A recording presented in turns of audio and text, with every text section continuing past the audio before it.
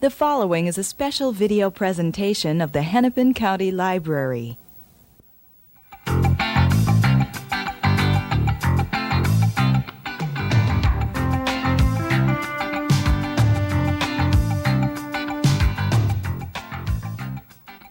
Hi, welcome to a discussion with Lois Akner.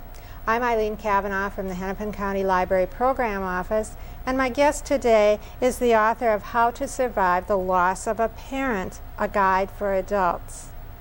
Welcome, Lois. Thank you. Lois is a psychotherapist specializing in family counseling.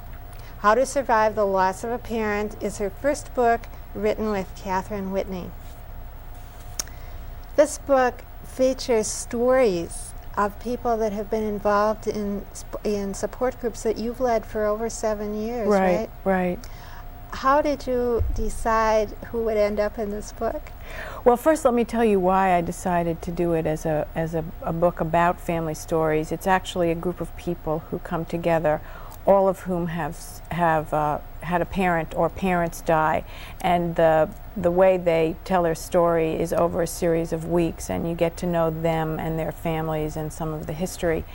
When I thought about doing this book, I thought about what was it that comforted me when I had anything that I wanted to, that was something that I needed to deal with. It didn't sort of matter what it was, and it was a very immediate answer. I knew that listening to other people who had been through a similar situation and being able to tell my story were very comforting and very healing, and that's sort of the primary reason the book was written, is that I think that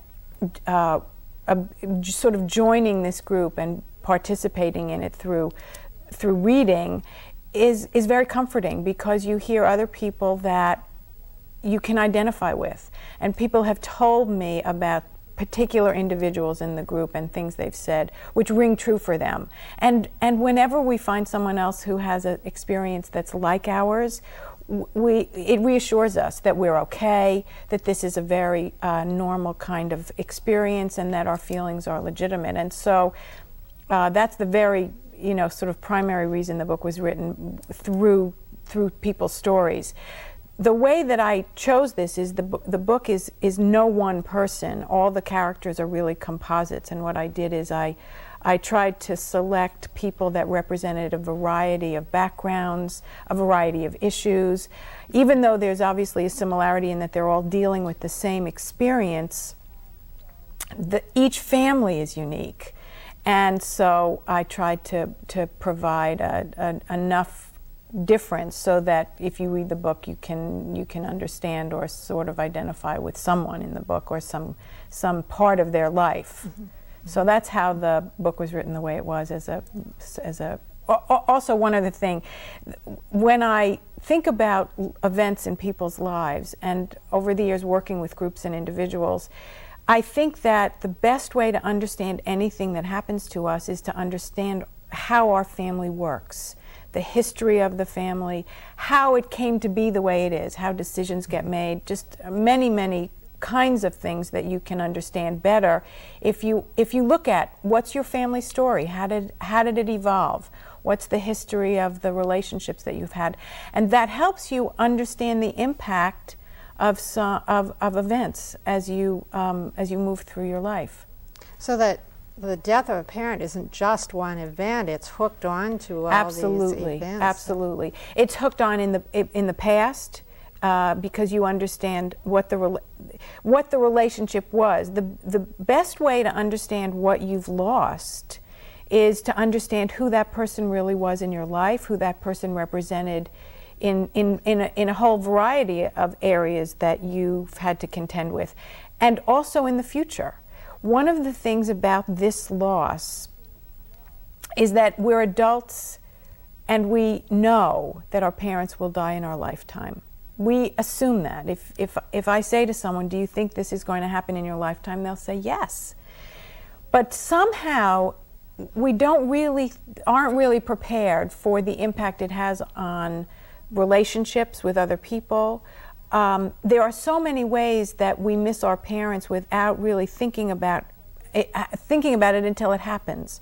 So therefore, the fact that we're adults and we know it's going to happen, we can't really predict how it's going to affect us. And so that's why I say look at the history, and then you can also understand what kinds of events will probably trigger the feeling of loss.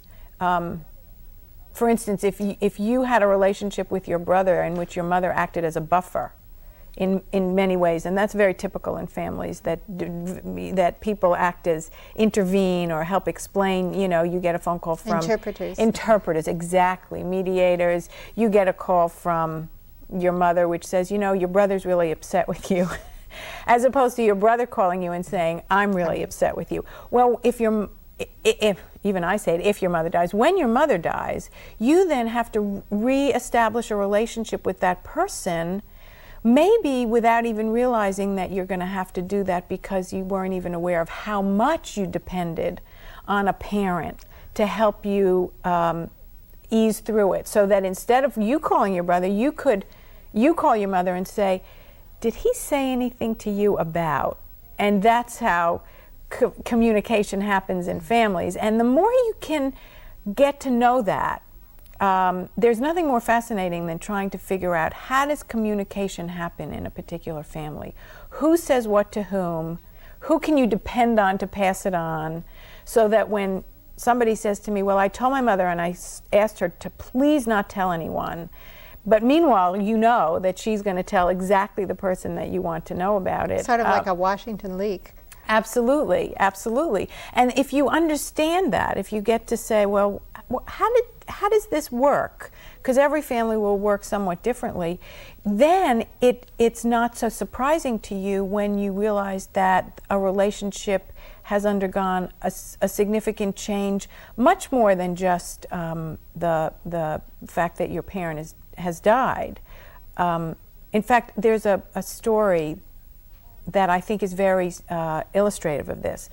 And we all design our relationships in many different ways and sort of figure out things, and sometimes, and they can work for years until something happens. And a young woman was in one of my groups, and she had 2 young children, a husband, and she lived in an apartment building where her mother-in-law lived upstairs. And over the years, she had designed, not sort of spoken design, but it happened this way, that when her husband and she would get into a fight, traditionally what happened is he would say whatever he would say, they would have a fight, he would walk out the door, go upstairs and talk to his mother. And he would say to his mother, I just had a fight, and his mother would say, oh yes, you're right, your wife doesn't understand you. She would call her mother, and her mother would say, yes, honey, you're right, your husband doesn't understand you. And they went on like this. It didn't occur to them that there was a problem. Didn't occur to them that maybe they had to figure out a way that didn't involve their mothers. Well, she came to the group not with that. She didn't say I have a problem with my husband. She came because her mother died. And in the course of talking about her story, she describes this. So I said, well, now who do you talk to? She said, well, I don't have anybody to talk to, and I hate that he can still go upstairs and discuss this with his mother, and it makes it really hard because now I don't know how to fight with him. So she now has this is sort of the impact shift. Yes, she now has to figure out with her husband, well, what are they going to do about this? Now, maybe somebody would say, well, maybe they never should have had that plan in the first place, but you know what, it worked for them. It worked for them, and you start where you are. And so they had to then figure out, what are they going to do? And it was because the reverberations from her mother's death were much more than simply her relationship with her mother.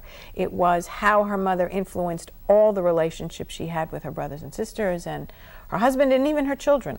So that's how people come to know what it is that the significance of a parent's death has greater implications than you might immediately think when it happens. So in that case, there was at least a possibility for a positive result from a parent's death, in that maybe her communications with her husband could be more direct in the future. Right.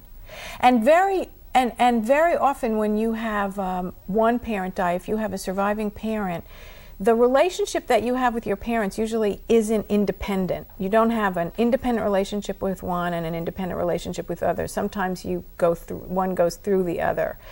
And typically what people have told me, and what is certainly familiar when I describe it, is that mothers were generally the switchboard. The mother was the one who gathered all the information from every resource, from every child, brother, sister, whatever, and then she would give it to whoever needed to know, including her husband. And when people would say they would call home, as adult children, they would call home, sometimes, not often, but sometimes their father would answer the phone. And the father would say, "Oh, hi, honey, let me get your mother." And people never said, "I wonder why my father never says more than, 'Hi, honey, let me get your mother.'" Well, when your mother dies, all of a sudden, here you have a father who you never really had to talk to directly. You were confident that your mother would tell him what he needed to know in a way that he needed to know it. And now you have an opportunity, as one woman said, "I really never thought my father spoke English. I just thought he knew that one sentence, 'Hi, honey, let me get your mother,' and then he would pass it on to her." Almost like he was and if the mother wasn't immediately available, he was sort of like the hold. He would just sort of idle chit-chat, "How's the weather?" And then, "Oh, here's your mother," and here's the phone. Right. And that was a deal they made. It was unspoken probably, but it was the deal they made. So now you have a father, a surviving father, and you have to figure out, what are you going to do together? You've had a whole life without a conversation. And sometimes it never occurred to anyone that your father maybe really would have liked to talk to you. But there was always we tend to be very predictable in the way we operate. And if one time your father had done something different, I remember one woman who told me that her father wrote her a letter, and she was so nervous when she got it. He had never done that before, because people are used to communicating in a very, very specific way. And I always tell people that if you really want someone to listen, say something they don't expect you to say. I don't care what it is. Just say something they don't expect you to say, especially teenagers. Teenagers never think they have to listen because you're so predictable. So that's the way that you can take the opportunity to say, okay, something major has happened in this family that has changed things. And what can we do now to incorporate the fact that something has happened, pay attention to it, and also now evaluate the relationships that we had and see if there are things that we want to do that we hadn't done. It's like the old example of the mobile when you remove one of the... Oh yes, I love that, because it's so visual. And if you move anyone in the mobile, then everyone else has to accommodate that. So all distortions get reflected in the way that the people are seen. So if you're too generous in terms of one parent, usually you're harsher on the other. And if you can rebalance it a little, you have a better opportunity to see people as they really are, not as you as you wanted them to be or as you believe them to be. Because we all sort of have family myths, of who people are and what they do, and we tend to live by those unless we look at it. Another interesting thing along those lines that I've noticed is that sometimes you will hear a spouse, be it man or a woman, promote his dead spouse to sainthood. And sometimes it's almost amusing. A person you knew as someone with his good and bad points is somehow all totally wonderful. Well, we do that. One of the good things about the group, when people come to a support group, is generally no one knows anyone in their family, so they can say anything they want and no one can contradict it.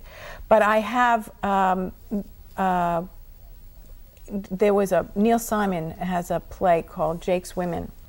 And I was watching this play, and there is in fact a dead spouse in the play, and she comes back and she confronts her husband. She's been dead for a very long time, and he's now having trouble with his current wife or girlfriend. But she comes back to him and she says, "Was the real me so bad that you had to make me perfect?"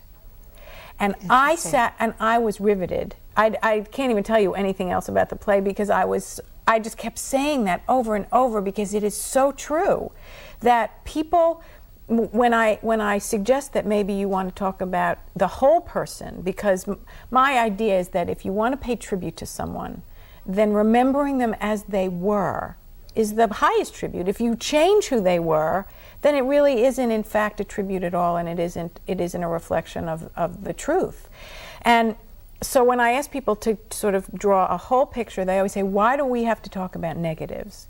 As though I see things as facts. I don't really see things as, I say, well, this is who they were. And there were things that worked better and things that didn't work better. And if you only can look at one side, that's again a distortion of the mobile.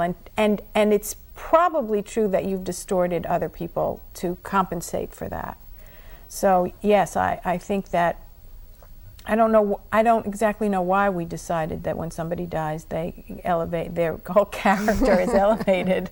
They go underground or wherever they go and their character goes up. So it's a sort of funny kind of distinction. In your book, there's a whole chapter on memories, I think, and a whole chapter on secrets. Yes. Some people would say that, you ought to bury the secrets with the parent. You believe otherwise? I don't. Yes, of course I do. Well, see, I think there really aren't, the family secrets tend to distort what happens in families. So you don't ever really, in other words, if you have a secret, you know it, and it influences how you behave. And if I'm in the family, I know something's up, but I just don't know what. So I can either make up something, or I can just, things don't hang right. There's some way that you know that there's something going on. And then there's always, of course, the possibility, usually the likelihood, that the secret will come out. And when that secret comes out, people tend to think, well, if this is a secret, what else didn't I know? What else was there about my family that was kept from me, and why? So I remember in one, I think it was I forget, it was a made-for-TV movie about someone who was dying, and in the course of their discussion with their mother and their aunt inadvertently talked about a divorce, something that had never been spoken about, because all of a sudden her guard was down and she forgot that this was something no one knew about, and it sends shockwaves to the family, and people find out secrets after someone has died, and then they try to make sense of it. Then you can re-examine your whole life. And then you can say, oh, now, and sometimes you can even say, now I understand better what happened. Now this makes a little more sense to me. You always want to know, I also talk about the difference between privacy and secrets. And there's a very big difference between the two. And secrets are privacy, you have a right to. Secrets generally are something that you feel like you can't tell because there's some issue, some consequence that you always want to see it in the larger picture. Why was this a secret? What would have happened if anybody knew? Who had to agree to keep the secret? Sometimes people feel, well, I don't really have a right to talk about your life, and even though it's my child, and if you ask me, then I have to lie, and then it gets very complicated and compounded. And I think that it's people have to ask themselves, what's the point of keeping the secret? What would happen? Sometimes it's because they're afraid that someone will have an opinion of them that they don't want. And again, that means that there's a part of you that you feel wouldn't be accepted if somebody were to know the whole story. Again, so sometimes when you tell a story to someone, they'll ask a question. It happens all the time when people tell me stories, and I ask a question which is quite obvious, and they say, oh, I never thought about that. I mean, and then you realize that there's a reason that was never discussed, or that particular area was left uncharted. So it's so easy for us to see other people's. But how about especially our in-laws? We are like experts at looking at the in-laws and saying, let me tell you what to do. I have a great idea. How would it fix your family? Yes, I hear that all the time. I'm fine, but it's my husband's family. I don't know what it is. He just seems to be they say they're close, but they don't really talk. And then I always say, and how about, we're always better at looking into somebody else's lives. Which is the benefit of a support group. Yes, Because lots of other pairs of eyes and ears.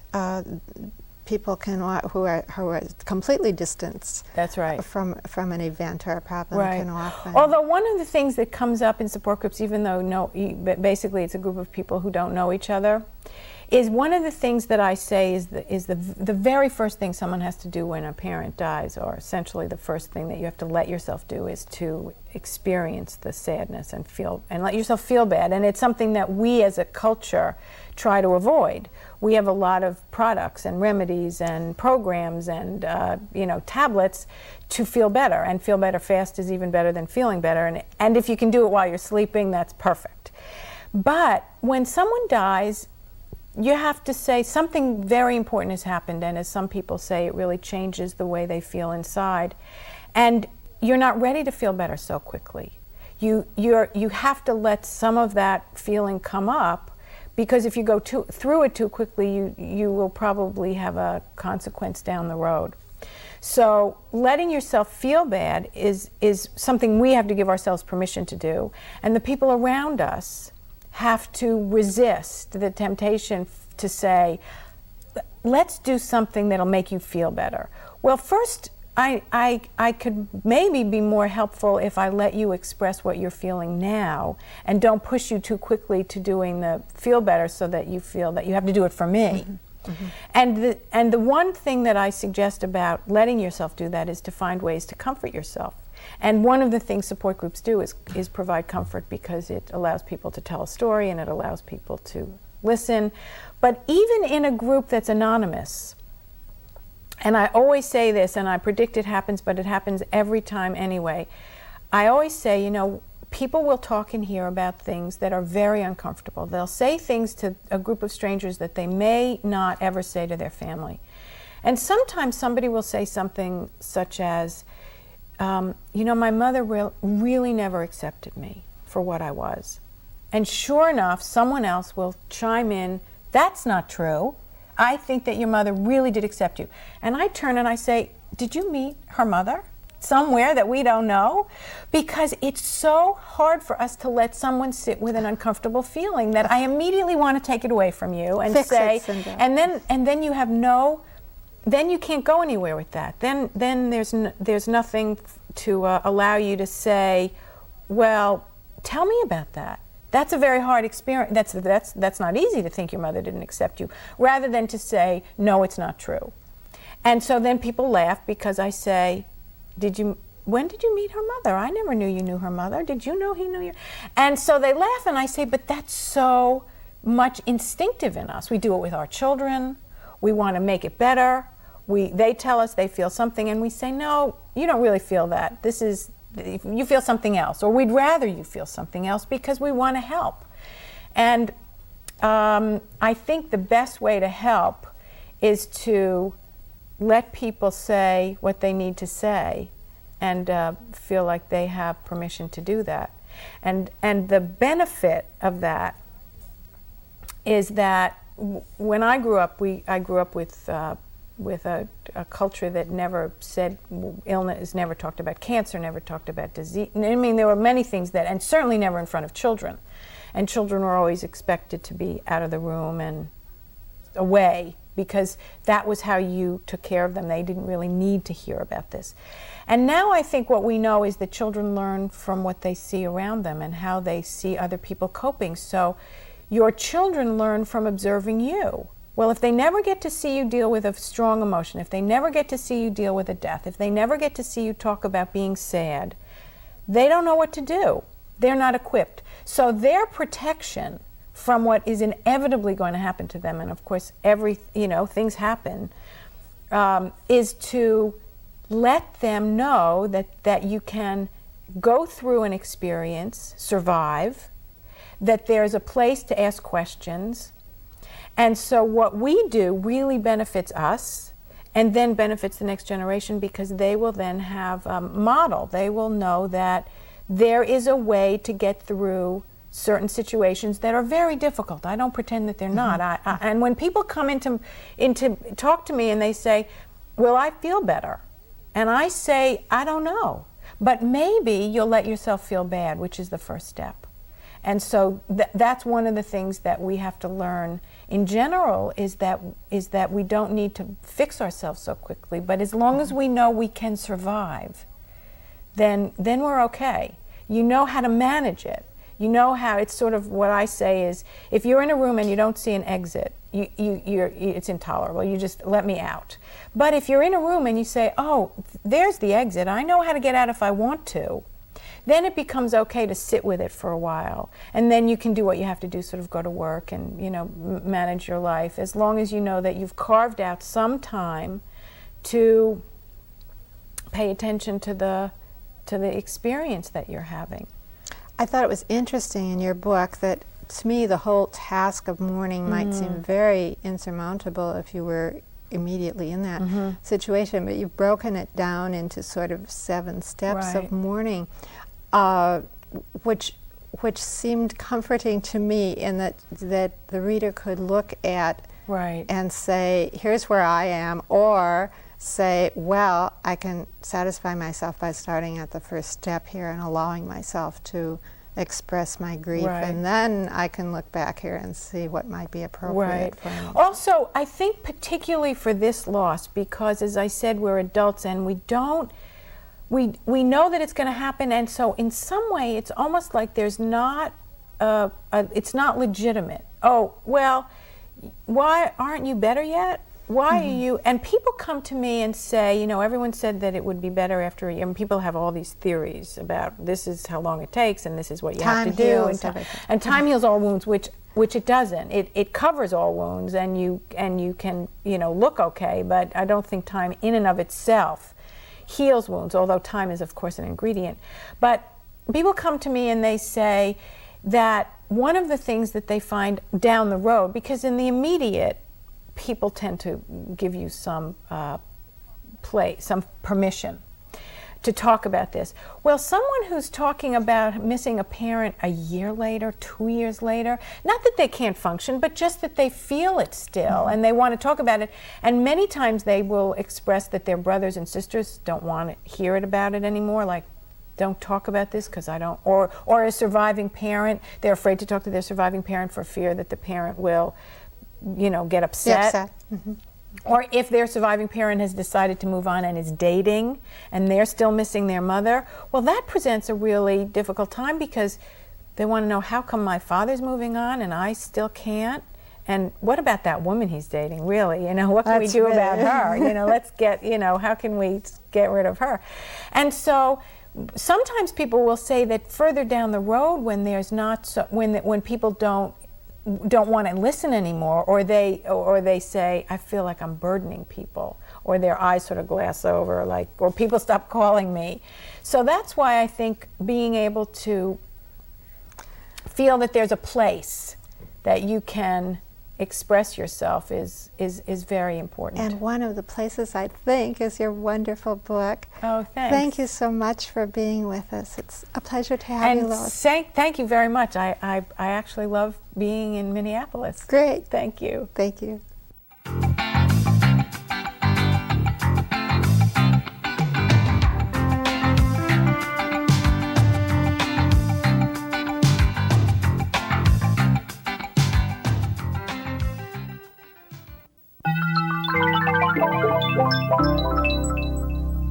A presentation of the Hennepin County Library.